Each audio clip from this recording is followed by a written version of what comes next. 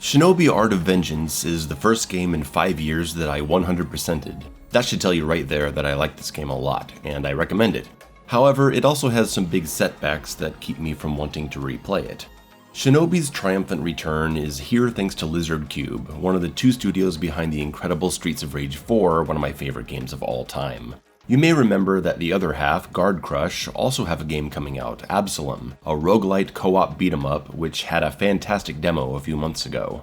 And looking at both games, you can see the similar approach to the 2D art style, just beautiful. Both games have high-energy, combo-focused melee action. We are truly blessed to have two offspring come from Daddy Streets of Rage 4.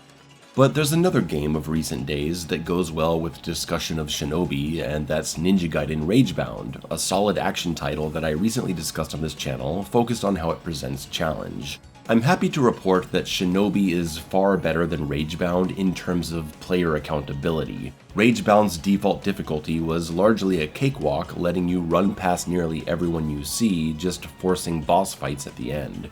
But Shinobi has frequent unskippable fights, many that are fairly challenging, especially in the later levels.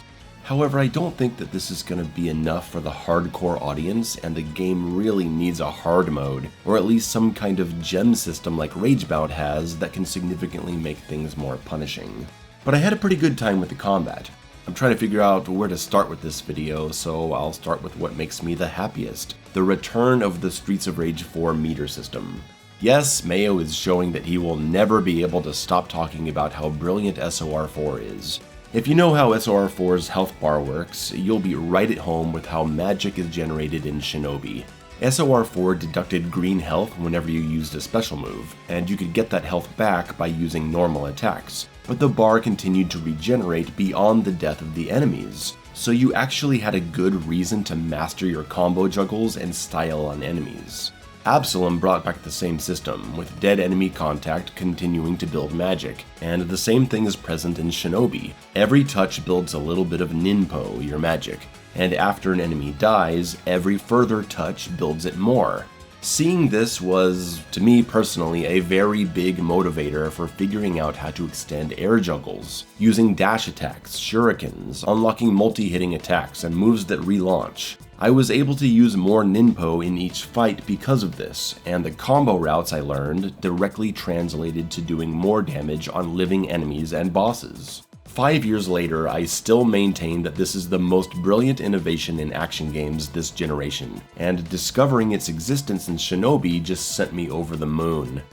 The Ninpo abilities themselves are unique and useful. I made good use of many of them. The armor-breaking shuriken was a must-use, the giant snake became a big damage dealer once I found the amulet that makes it activate faster, and I got great use out of the air-wind attack for combo juggles. It was especially useful for taking down those fucking statue guys. My favorite of the Ninpos may be the water one, which is a parry counter-attack. I'm honestly happy to see this game not have an emphasis on tight parries and memorization of a bunch of different attacks, but the way this functions fits the game perfectly. It creates a water shield that lasts about a second, and does a powerful counterattack if someone hits it.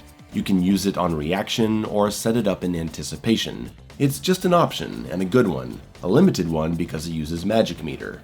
So Ninja Gaiden Ragebound has this issue where you can just roll through everything because it has a bunch of iframes, there's not much to really contest it. Combine that with a severe lack of forced combat zones, and you have a game you can largely roll past. Shinobi has the same iframe roll, but avoids this issue by forcing numerous, high-pressure, dynamic fights, and including purple attacks that can't be rolled through. They must be avoided entirely, stepping back, jumping and dashing over. But the Water Ninpo provides another option to deal with these attacks, only if you have a full bar, which you get by engaging with enemies and further build by stylish combos on dead guys. We also have the execution system, which is just the cherry on top. Enemies have stamina in addition to health, and certain attacks do more damage to stamina, putting them in a dizzy state that allows for a free execution from anywhere on screen. Shurikens in particular do heavy damage to stamina, meaning you can throw them from far away to take down an annoying threat, or integrate them into your combos through attack upgrades. Multiple executions at once will grant higher rewards, which can be gold, health, rage orbs, or more shurikens. The shiny chinging animation from executing a big guy is so damn satisfying too. And we have a few amulets that tie the combo meter to generating more gold, more rage orbs for your super, and a damage boost. A lot of these systems just work together.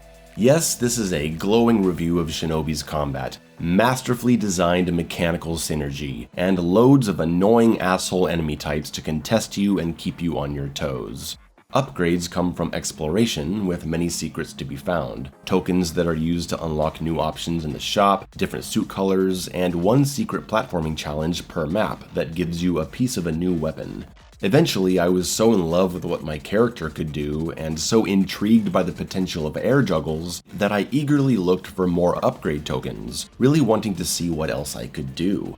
I looked for any opportunity I could to launch and juggle enemies with normal attacks and Ninpo abilities. But aerial combat isn't free. Many enemies are airborne or can hit you in the air with their projectiles. And while you can string together attacks into dashes, you can't cancel them on just any frame, so there's a sense of commitment to your attacks, leaving you unable to dodge out of the way of an incoming projectile. So you still need to be aware of your surroundings. It's not just launch the enemy and hit buttons until they die, repeat.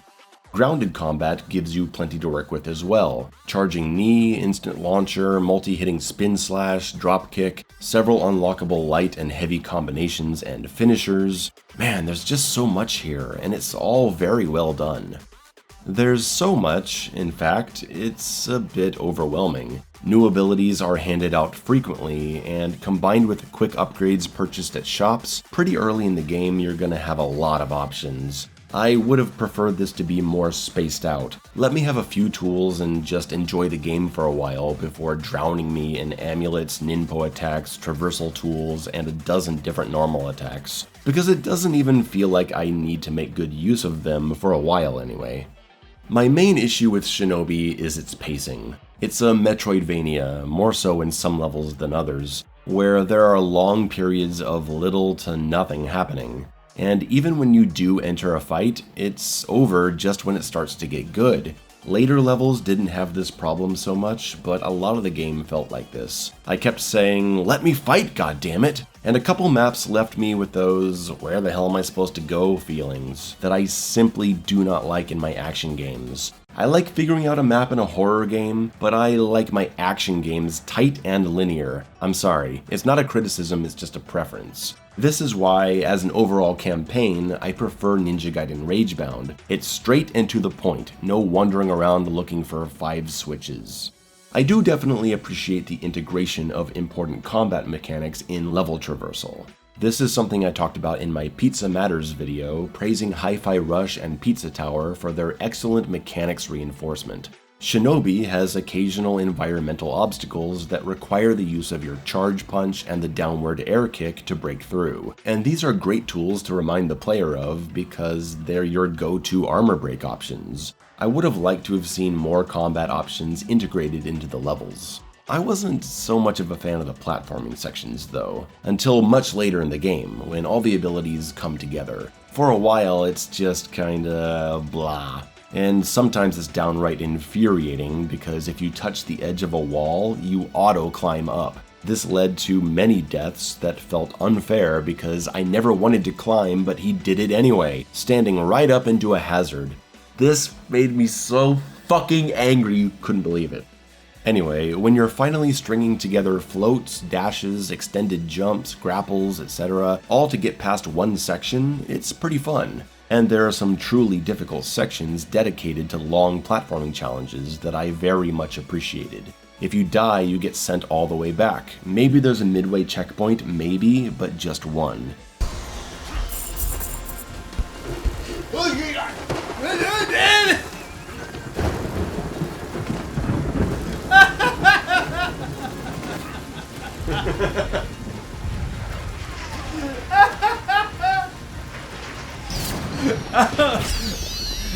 Then you're recording your voice images.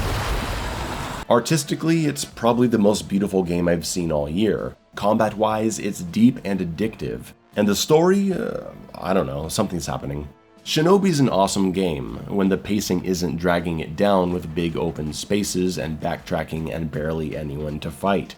I said at the beginning of this video that I 100%ed the game, something I almost never do, but I don't exactly know why I did it. I just wanted more Shinobi, but going back into the old levels to find all the secrets I missed, or now have access to, didn't offer much satisfaction. You would think that combat encounters only accessible after beating the game would really push you, but most of them don't, as you're already quite powerful at this point and the fights are pretty short. What really doesn't make sense to me is the lack of a New Game Plus mode. 100%ing the game after beating the campaign unlocks a bunch of new power-ups. For use in what? There is a boss rush mode, which is cool, but Shinobi desperately needs a remixed extra difficult campaign experience to play around with everything, and to play it without your upgrades if you choose. I hope it gets it, because without it, I doubt I will return to Shinobi. Bringing up Streets of Rage 4 again, I played that game for hundreds of hours because aside from having a bunch of different characters and co-op, it has 6 difficulties to challenge yourself, and a permadeath arcade mode where every decision matters. Shinobi just having one difficulty, not even an unlockable hard mode, no New Game Plus, and some poor pacing and a good amount of it, just doesn't leave me with the ganas to play it again, despite how awesome I think it is. It has a combat system that I want to master, but I need something to use that mastery against. Shinobi could really learn from Ragebound's gem system and offer ways to make the game more challenging. Personally, I would love an option to disable health refill on checkpoint, and separately to disable health refill on fast travel. I want to be able to limit myself to a single Ninpo charge. I want a limited lives per level system. Games with combat this awesome should be a pleasure to replay, and Shinobi currently just isn't. Especially when starting a new game forces you through all the tutorials again, and every single pickup freezes the game to show you what you've got. This happens dozens and dozens of times. And I've also become fairly annoyed by how much dramatic hit stop there is. I wish I could adjust it. I'm dying for more fluidity. So I front-loaded this video with a lot of high praise because I don't want people coming away from this video thinking Shinobi was a mixed experience for me. Yeah, I think it does have some real pacing issues and a total lack of replayability considering all the upgrades you find in 100%ing, but the highs I experienced greatly outweigh the lows. It's an awesome game that just could have been a lot better. It could have been one of my favorite games of all time. Instead, it's only one of my favorites of the year, and that's how it'll stay if there's no New Game Plus and new difficulty modes. Thank you for watching this video. Time to move on to Metal Eden.